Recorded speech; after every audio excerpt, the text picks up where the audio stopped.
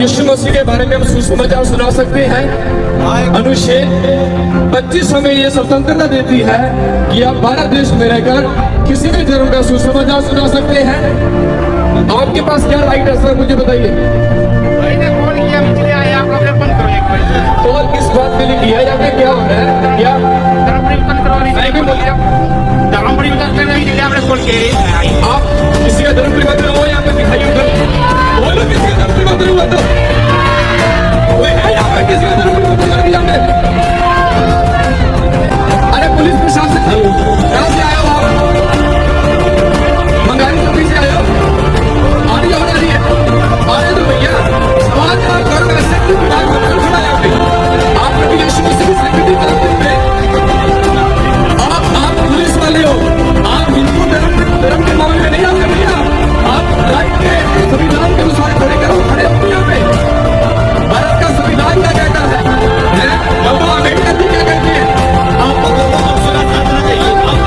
यीशु मसीह के नाम की। अरे भैया एक भी इंसान का यहाँ पे धर्म परिवर्तन हो गया ना, आप केस करना मेरे ऊपर। सबसे पहले मेरी बात सुन लो, सबसे पहले मेरे ऊपर केस करना। मेरा नाम डेविड कपूर है, रतिया से आया हूँ मैं।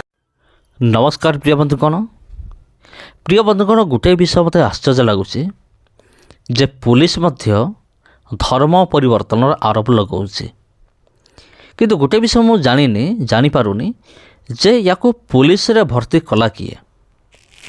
आईन जना नहीं, किसी जना नहीं, भारतर संविधान या जना नहीं, संविधान कौन अधिकार दिखाई किसी जना नहीं, माने एटा को पुलिस रे भर्ती कला किए सेटा मुझे चिंता करुले। माने किसी समय पूर्व आपन कौन भावुवे?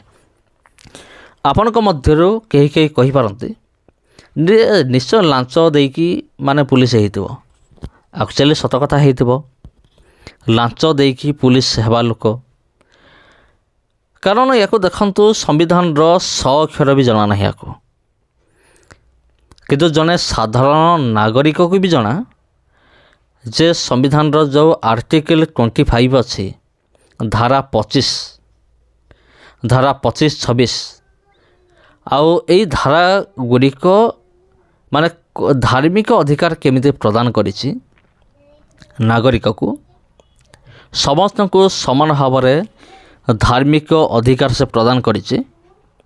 तबे प्रिय बंधुगण एटा तो जने साधारण लोक को भी जना।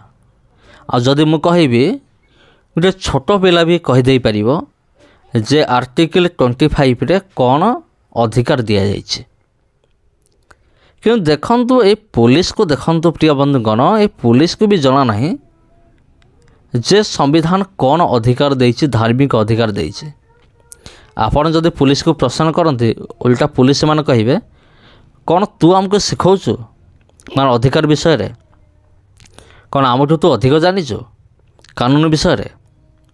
किंतु प्रिय बंधुगण निजको जना नहीं। गोटे जगार प्रोग्राम चली थाए से समय पुलिस निजे आसिक धमकाउछे। देखंतु ता सहित बजरंग दल लोक माने भी अछंती, ये सब मिसिकी आसिक से धमकाउछंती कौन से धर्म परिवर्तन चली, धर्म परिवर्तन कौन चली। किंतु एमान को एतिक भी जना नहीं जे धर्म परिवर्तन करिया निमंते संविधान ही अधिकार दिए। संविधान रे भी अधिकार दिया जाइछि जने धर्म परिवर्तन करि परिबो, किंतु कौन करि परिबनी? से लोभ देखै परिबनी, डरे धमकेकी धर्म परिवर्तन करै परिबनी। जेता लोक माने भी सेठी कहउचंदी नहीं नहीं नहीं आमे निज इच्छा आमे माने जीशुଙ୍କ पाख आमे आसीचु, आमको कहीं पैसा दे नहीं, प्रलोभन दे नहीं, कि आमको कहीं डरेनी धमकेनी, जोर जबरदस्त करनी, आमे निज इच्छा आसीचु। तापर पुलिस धीरे धीरे खसिकी पड़ोचे। आउ गोटे सत्य विषय आज मु खुलासा करने जाऊे। देखंतु जदि कौन सी हिंदू लोक निजर हिंदुत्व को छाड़िकी, हिंदू धर्म को छाड़िकी जदि प्रभु जीशु ख्रीष्ट निकट को आसूसी, तेबे समान कहउछन देख यार धर्म परिवर्तन हो गला। किंतु जेतेबेले जने ख्रिस्टियन जेतेबेले प्रभु जीशु ख्रीष्ट को परित्याग करिकी ପୁଣି ଥରେ ହିନ୍ଦୁ ହେଉଛି। ସେମାନେ କହୁଛନ୍ତି ଘର ବାପସି ହେଇଗଲା। ମାନେ ଦେଖନ୍ତୁ, ଏମାନେ ଆମକୁ ବୋକା ବୋଲି ଭାବିଛନ୍ତି ଏମାନେ।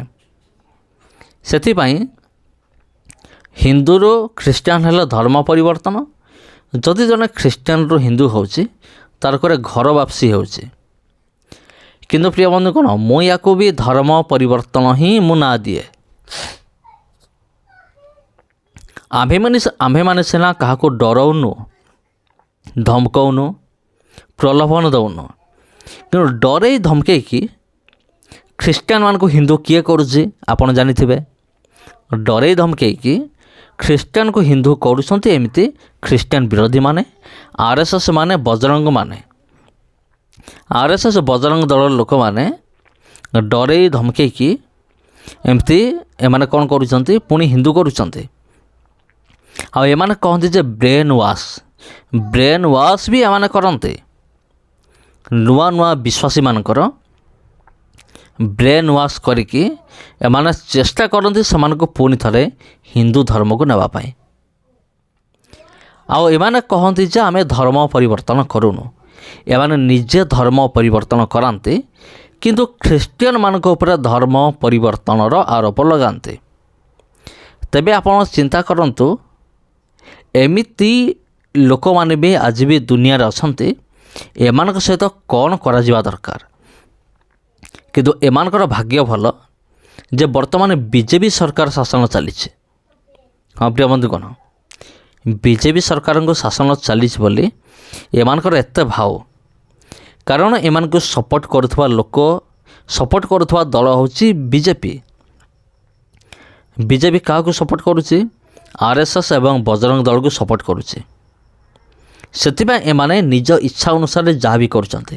ଏମାନେ ଚର୍ଚ୍ଚ ଭାଙ୍ଗି ପାରିବେ, ପାଷ୍ଟର ଉପରେ ଆକ୍ରମଣ କରିପାରିବେ, ଡରେଇ ପାରିବେ,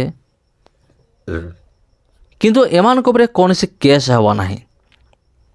କାରଣ ଏମାନେ ବିଜେପିର ଲୋକ ନା, ଏମାନେ କୌଣସି ଦଣ୍ଡବିଧାନ ହେବ ନାହିଁ। ତେବେ ଏ ସମସ୍ତ ବିଷୟକୁ ନେଇକି ଆପଣ କେଉଁ ନଜରରେ ଦେଖୁଛନ୍ତି କମେଣ୍ଟ କରିକି ନିଶ୍ଚିତ ଭାବରେ ଜାଣନ୍ତୁ।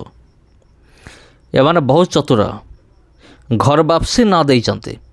ଯଦି କିଏ ଖ୍ରୀଷ୍ଟିଆନରୁ ହିନ୍ଦୁ ହେଉଛି, ଆଉ ଯଦି କିଏ ହିନ୍ଦୁରୁ ଯଦି ଖ୍ରୀଷ୍ଟିଆନ ହେଇଗଲା, ଏମାନେ ତାକୁ ନାଁ ଦେଇଛନ୍ତି ଧର୍ମ ପରିବର୍ତ୍ତନ ବୋଲି।